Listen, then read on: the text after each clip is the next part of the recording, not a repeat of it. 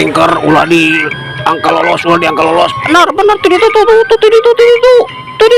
pegat bentangkeun eta jaringna. Oh kaditu habok gaik ampun Ujang sarta ieu teh Bapak sarta kunaon maneh kala ngabantu warga sarta. Aduh ampun Sarmi tulungan aing Sarmi, aduh sarta teuing ieu teh Bapak sarta. Sampurasun wargi-wargi Sunda sadayana tepang dangu deui sareng simkuring dina ieu channel. Ayeuna simkuring bade neraskeun hanca carita nyegik carios ieu karangan simkuring Pribados.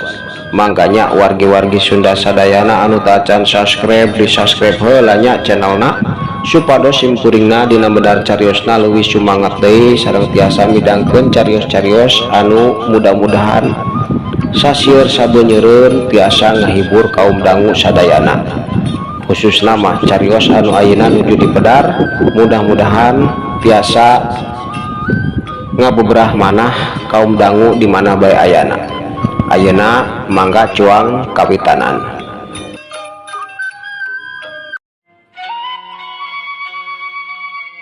Mang Kodir sapara kanca waktu eta terus-terusan nanya bari rutret sakapeung kasarta jeung kana barang-barang anu numpuk di hareupeun imah, barang-barang anu tangtuna kumaranehna oge bakal kateguh eta teh barang-barang paragi ritual atawa paragi muja eta anu aya di dina pamikiran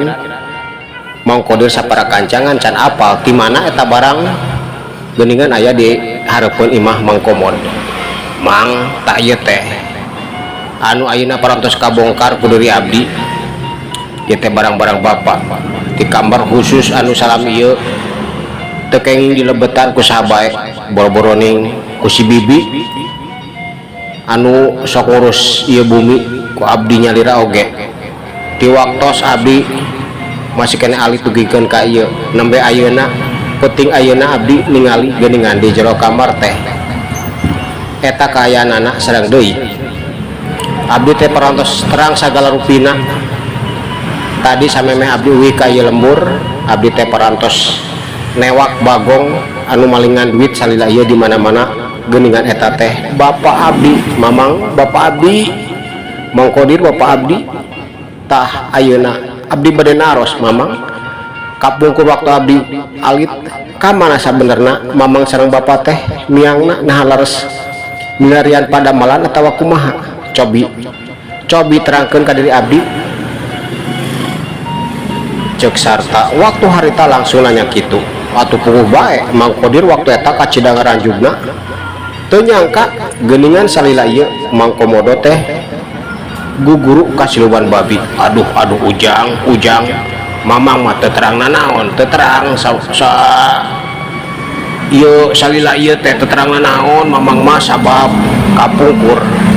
leres Mamang sareng Bapak Ujang teh miang ka Gunung Kancana tapi niat ka gunung teh Mamang sareng Bapak Ujang teh bade milarian harta karun sanes bade guguru sareng uwi deui ka lembur teh Bapak Ujang teh mendakan emas batangan tak gitu anu dipikaterangku di mamang ti waktu baheula duikeun ka ayeuna teh teu terang nanaon deui mamang mah ujang cek Mang Kodir waktu harita langsung nerangkeun sagala rupana atuh puguh bae sarta waktu eta beuki yakin bae sagala rupana teu salah memang bapana geus muja ka siluman babi sanajan Mang Kodir teu apaleun tah ayeuna mah sok carioskeun sagala rupina anu jentrek tek ti awal dukikeun ka akhir teu kenging ieu na hungkul teu kenging anu garis gede na hungkul mamang carioskeun sagala rupina cobi hoyong terang ti mimiti ti lembur ieu dukikeun ka euy deui teu kenging aya nu diliwat cobi aya naon bae kajadian naon bae anu karos ku mamang dina waktu seta jeung sarta waktu eta nanya deui sakabeh warga oge katut pabantu jeung panjaga imah jeung anak buah Mang Komod lainna anu geus ngumpul di eta tempat waktu eta ngadengikeun eueuh anu nyarita eueuh anu nanya ku sabab hayang ngadenge lalakon anu bakal dicaritakeun ku Mang Kodir atau waktu eta teh Mang Kodir teu loba nyarita nanaon deui derak-derak panehna teh nyaritakeun kacida jentrena ti awal nepikeun ka akhir eueuh anu kaliwat naon bae anu kajadian kaalaman karasa kumanehna dicaritakeun ka karta aduh bener Mang waktu mamang pingsan teh pastina oge Bapak abdi teh dicandak ku aki kuncen yang hareup ka siluman babi tos upami kieu mah tos ayeuna mah sok mangga geura beuleum eta barang-barang teh teu keuing aya di ieu tempat deui beuleum santos kieu abdi bade miwarang ka sadaya wargi khususna mamang sareng rencangan kedah nyumpingan lembur-lembur ka mana bae wawarkeun saha anu pernah kaicalan artos atawa emas kedah nyumpingan ka dieu ka bumi ku diri abdi bade di balik-balikeun deui sabaraha bae anu ngaros kalengitan kedah sumping kapayunan diri abdi sabab samemeh abdi miang milarian pun bapa sareng pun biang abdi teh hoyong ngarengsekeun sagala rupina supados abdi hampang sareng bapa jeung Mang oge hampang kena dina dipilarian ku diri abdi oge moal sesah tah kitu ayeuna mah mamang bibi sadayana cek sarta waktu harita langsung nyarita kitu bari muterkeun teutepan anak ka sakabeh warga jeung sakabeh anak buah Mang Kodir khusus nama ka Mang Kodir anu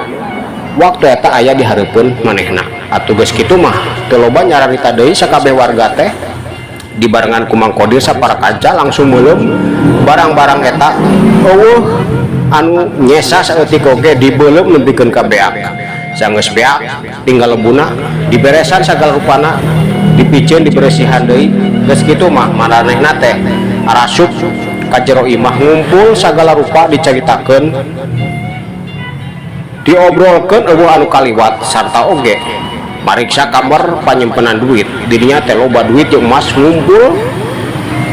kamar teh eusina pinuh ku duit eueuh barang-barang sejen deui salian ti duit aduh bapak emak keur naon harta sakieu lobana duit jeung emas ngumpul kawas kieu patut ada jalanan-jalanan goreng mah kapan teu nikmat teh hirup teh bapak emak numpuk-numpuk harta bari jeung jalanan-jalanan goreng aduh Gusti hapunten pun biang sareng pun bapak Gusti eta anu digerenteskeun ku sarta waktu harita bari nutup kamar anu geus dibuka pantona pinuh ku duit manehna oge can bisa asup ka eta kamar kulantaran bener-bener kamar anu sakitu gedena teh pinuh ku duit numpuk jeung emas Mang Kodir sapara kanca jeung warga anu nyaksian waktu eta oge numpikeun ka gogodeg teu nyangka di kamar eta teh bakal pinuh ku duit jeung emas tah ayeuna mah mamang sareng wargi sadayana tosnya tos ayeuna mah abdi munut pitulung ka sadayana geura sebarkeun mulai teh waktos enjing samemeh abdi miang bade milarian pun biang sareng pun bapak geura wartoskeun supados sadaya wargi ti mana lemburna bae oge anu karaos pernah kaicalan artos sareng emas supados jumpingan ka diri abdi kitu bae ayeuna mah Mangga jang, mangga Ya mangga jang, mangga pasti kurang sadayana bakal diwawarkeun ka sadaya wargi-wargi urang anu aya di palpuran sejen seueur beuneunan wargi-wargi anu tos kaicarat emas sareng artos teh tembal sakabeh warga waktu harita ting celengkeng kitu atuh geus kitu mah sakabeh warga teh baralik deui anu aya di imah Mang Komod mah tinggal sarta 2 pembantu 2 panjaga imah jeung Mang Kodir katut sakabeh anak buahna tah mamang bibi sadayana ayeuna mah tos samemeh urang istirahat cuang kaluarkeun heula sadaya artos sareng emas teh kada dikempelkeun di rohangan tamu ieu sabab dina dinten enjing sareng saterasna mah dugikeun ka ieu artos seep sareng deui saupamina masih keneh teu acan cekap kanggo ngabalik-balikeun artos sareng emas anu di colongan ku Bapak Abdi salila ieu pastina oge naon bae bandana sawah atawa kebon bade mobil motor pokona mah naon bae oge bakal diical kanggo ngabalik-balikeun deui artos sareng emas aranjeunna kitu bae ayeuna mah cobi ku mamang sadayana sareng bibi ayeuna mah kaluar-luarkeun artos sareng emas teh ti kamar kempelkeun di tempat cek sarta waktu eta negeskeun kitu mangga jang mangga geus kitu mah 20 urang waktu eta digawe ngaluar-luarkeun duit anu kacidalobana ti jero kamar akhirna mah teu lila meureun aya kana 3 jama kulantaran kacidalobana duit teh numpuk ayeuna mah geus ngumpul di rohangan tamu kawas gunung bener-bener pinuh ku duit. Aduh bapak lamun ieu artos kenging jalan halal mah meureunan ku abdi teh bade disedekahkeun ka fakir miskin tapi kulantaran ieu artos teh artos haram ieu artos teh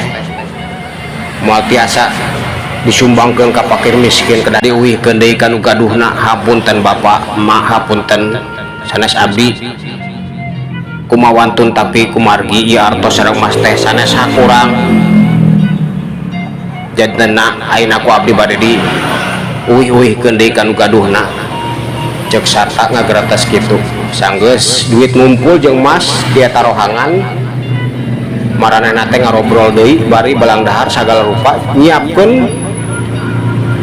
waktu jeung ngatur sagala rupana sabab geus pasti bakal loba jalma ngaburu dulu ti lembur-lembur datang ka eta tempat ti poe isuk nepikeun ka akhir nepikeun ka eueuh anu ngarasa kalengitan duit deui pasti imah Mang Komod teh moal elat kadatangan ku jalma eta anu geus kapikir ku sarta jeung deui teu karasa waktu teh kacida terehna poek peuting teh geus kalindih ku caangna matahari brai panon poe teh geus nyaangan marca pada khusus nama di lembur Cikole bener bae ti rebun-rebun oge geus daratang jalma-jalma ti lembur-lembur ngaku kalengitan duit beda-beda aya anu ratusan juta nepikeun ka miliaran beda-beda duitna anu kumaranehna diaku kalengitan anak emas oge sarua beda-beda teu sarua atuh dina waktu eta teh paceuweuh salila saminggu nepikeun ka sarta teh ngajualan taneuh jeung sawah anu salila ieu dibelian ku Mang Komod jeung disarmi dijualan deui keur malikeun duit jeung emas anu dicolongan ku Mang Komod sanggeus aya saminggu eueuh deui jalma anu datang kulantaran sagala rupana geus beres tinggal nyasa imah jeung sawah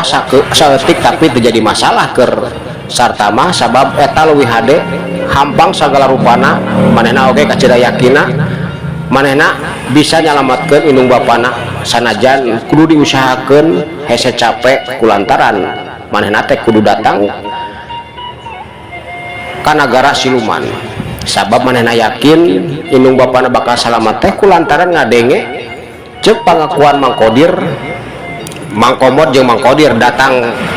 ka Gunung Kancana teh samemehna lain rek niat hayang guguru ka siluman babi tapi rek neangan harta karun eta anu kapikir ku manehna pastina oge bapana oge teuing kumaha carana kitu kieu nama lebihkeun ka daek muhit ka siluman babi ngan kacidayakina bapana oge teu boga niat hayang gitu kawas Mang Kodir dina waktu eta ngeberehkeun pamikiran manehna mah teu hayang muhit ka siluman tapi rek leangan harta karun. Tah ayeuna mah Mamang bibi sadayana hapunten kumargi sadayana parantos rengse hutang-hutang bapak teh tos dibalikeun deui sabab nyolong teh sarua jeung hutang lamun teh dibalikeun teh dosa. Tapi alhamdulillah ayeuna mah sagalana tos diuih-uihkeun deui kanu hakna meureunaan abdi oge moalami hampura Mamang bibi ayeuna mah abdi bade nitip ieu bumi bae rawatan dugikeun ka abdi sareng kolot abdi uih deui kaya lembur kitu bae ayeuna mah. Hapunten bibi Mamang hapunten abdi teh ayeuna teh moal lami deui aya di lembur samemeh abdi tiasa nyandak indung bapak abdi moal tiasa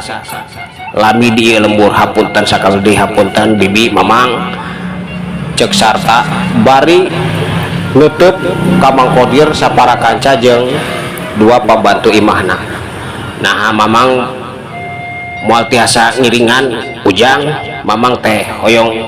bebela pati kumargi kapungkur Mamang nyarengan bapak ujang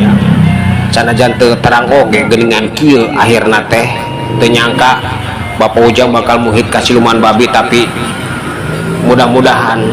sanajan Mamang teu gaduh nanaon oge mudah-mudahan tiasa ngabantos jalan atanapi naon bae lah jentena wayahna Mamang teh hoyong ngiring sareng ujang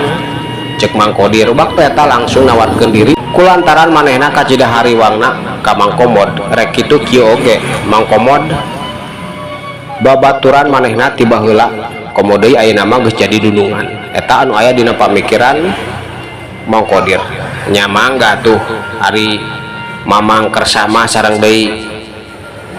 si bibi sareng murang kali Mamang teu ngawagel nya mangga Mamang mangga bade ngiring mah teu naon. Ya syukur meureunaan abdi teh aya batur kanggo kumaha ngan meureunaan samemeh urang nyumpingan gunung kancana teh abdi teh bade wam heula ka guru abdi bade nuhunkeun widi nuhunkeun doana supados abdi teh biasa ngalaksanakeun rancana abdi anu bade jumpingan eta nagara siluman babi kitu bae Mamang kumaha Mang na kersa saupamina urang nepangan guru abdi heula di pasantren Mamang Jakarta waktu harita langsung nyarita kitu atuh puguh bae Mang Kodir teh kacida bungahna aduh atuh puguh bae ujang reka mana reka ditu ka dieu ge mangga Mamang mah bade nyarengan ujang sabab Mamang teh hariwang ka bapak ujang sareng Mang Ujang pokona mah yap jeung Mamang bade ka mana bae oge Mamang bade ngiring tong hariwang masalah bojo Mamang sareng budak mah pasti ngidinan sabab Mamang teh bukan niat hade cek Mang Kodir bari nutup ka pamajikan jeung anakna anu dina waktu harita memang aya ilu ngobrol jeung maranehna. Laras ujang laras tenanaon bibi oge nyaleuan tak piraku bade diantepkeun kumaha deui bapak ujang teh di baheula teh kacida dalit teh jeung salaki bibi piraku bibi aku ngalarang moal ujang moal syukur-syukur ari si Mamang karsa ngabaturan ujang mah cek pamajikanna waktu harita nyarita kitu celengkeun teh budakna oge sarua ngeberehkeun pamikiranana atuh geus sapuk kitu mah teu dililakeun deui sarta jeung Mang Kodir teh ditutup ku sararea lempang turun ti imah terus bukila buki jauh akhirna mah kaluar ti lembur Cikole. Waktu eta teh tujuan pasti rek ngadatangan heula pasantren jeung deui sarta teh salian ti hayang minta izin ka guruna manehna oge hayang tepung heula jeung santi kulantaran geus sababaraha poe titas turun di pasantren can tepung deui teka catur di jalana waktu eta teh maranehna geus nepi atuh puguh bae mama kiai Santi jeung pamajikana katut santri teh ka Cidabungahna barang ningali sarta datang ke pasantren dibarengan ku Mang Kodir. Waktu eta teh sarta langsung nerangkeun sagala rupana geus kabongkar atuh puguh bae mama kiai Santi jeung pamajikana katut santri teh gogodeg tah ujang ayeuna mah kan lain fitnah deui sabenerna mah ama oge tiba heula oge teu lain teu ieu lain teu apal ujang cek ama oge bisa jadi fitnah pastina oge lamun waktu ujang masih kene aya di dieu keur ngulik ilmu terus ku ama dicaritakeun meureun ujang teh bakal ambek moal percaya jadi teh ama teh bener-bener bisa disebut fitnah tapi ayeuna mah geus bukti sagalana kan ujang ayeuna mah tinggal nyalamatkeun indung bapak ujang mudah-mudahan syariatna memang geus jelas sabab bapak ujang teh cek Mang Kodir oge niatna datang ka Leuweung Kancana atawa ka Gunung Kancana teh lain rek niat hayang guguru samemeh nama jadina aya alasan anu bisa ngajadikeun ujang mudah-mudahan bisa nyalametkeun indung bapak ujang kitu bae ayeuna mah jig reka dituleka dieu jig ku ama didoakeun mudah-mudahan indung bapak ujang sing saterehna bisa kabawa deui ka alam dunia sabab indung bapak ujang teh can maot ujang can maot kulantaran dibawa jeung ragana cek mama kiai bari nepakan tak-tak sarta anu keur tungkul kulantaran ajrih jeung deui salian teh eta pinuh ka sedih sanggeus apal indung bapana salila ieu muhit ka siluman babi samewe ini teh sarta ngobrol heula jeung Santi ngajak misahkeun diri ti mama kiai jeung pamajikana anu ngobrol jeung Mang Kodir. Waktu eta teh di tempat anu tiis Santi jeung sarta keur uplok ngobrol. Engkang kadenya engkang kada hati-hati sareng di mudah-mudahan ibu rama engkang teh sing saterehna kapendaku engkang da saupamina diizinan mah abi teh hoyong ngiring sareng engkang hoyong nyarengan tapi kumaha engkang geuningan ku ama teh diwaga bae Cek Santi waktu harita langsung negeskeun kaayaan pamikiranana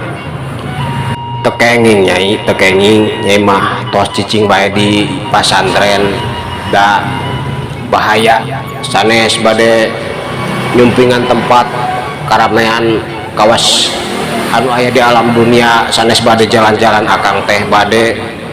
nyumpingan tempat anu tangtuna pan tadi oge tos dicarioskeun ku ama seueur bahayana sabab anu bakal disangharupan ku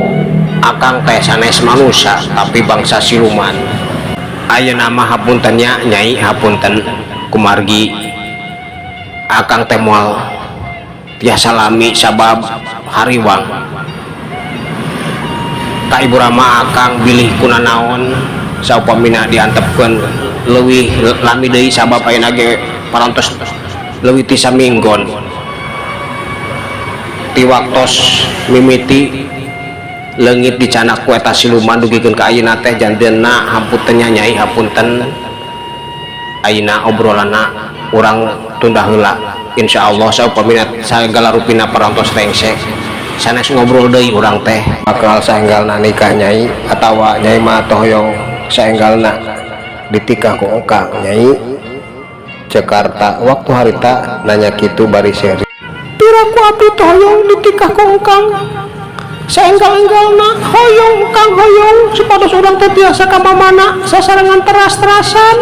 tekaos ayeuna diwaga wae ku ama sareng abdi Cek Santi waktu eta nyarita kitu bari ngagelenyu imut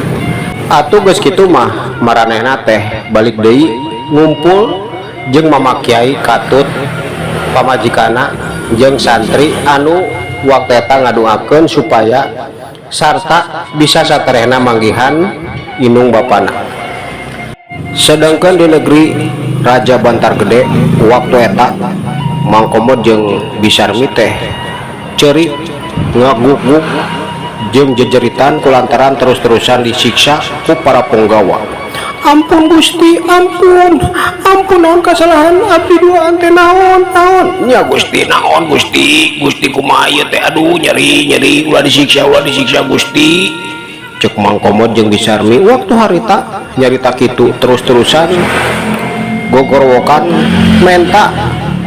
Raja Bantar Gede supaya henteu nyiksa maranehna. Wah naon sia minta ampun nah sia teh teu ngarti jeung teu sadar naon kasalahan sia naon anu geus dilakukan ku sia duaan sia Komod Sarmi. Cek Raja Bantar Gede waktu eta langsung nyarita kitu. Muhun Gusti muhun. Leres Gusti leres hoyong nyaho naon kasalahan abdi duaan teh kapan salila ieu abdi duaan teh teu nyieun kasalahan naon setan sia Komodo Sarmi goblok aduh ampun Gusti nyeri ampun dasar setan sia teh salila ieu teh sia teh ngantepkeun anak sia ngadon masantren tak ieu buktina goblok lamun sia teu ngantepkeun si sarta masantren moal aya kejadian kawas kieu sia jebot aduh ampun Gusti ampun jebot wakosna kabujeng Seep cak urang kantunkeun heula cariosna dugikeun ka dieu kumaha nyakayaan Mang Komod jeung Bisarmi teh nah bakal bisa disalamatkeun ku sarta atawa moal. Insyaallah kapayuna kusimpuring diteraskeun deui sapunya repegat simpai paturai patepang deui mangga permios.